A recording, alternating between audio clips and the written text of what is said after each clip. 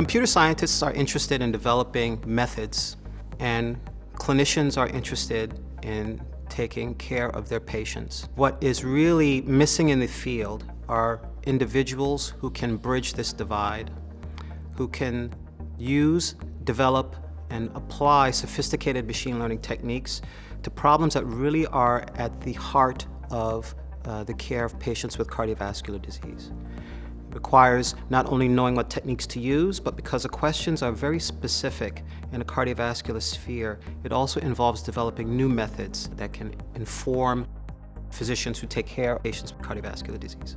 What is essential to this is not just the application of computer science methods, but it's the merging of expertise, both in computer science and in cardiovascular medicine. So integrating the various knowledge that's available at Mass General Hospital and MIT to create a format where clinicians and computer scientists can interact to address important questions that are central to the care of patients with cardiovascular disease. When we first began our work at MIT, we did a lot of very basic science research, looking at the shapes of proteins and DNA and how that related to disease.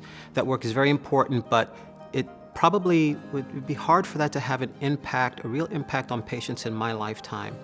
What motivated us to move into this sphere is to see how we could use our knowledge about computation to develop tools that would help patients in the near term.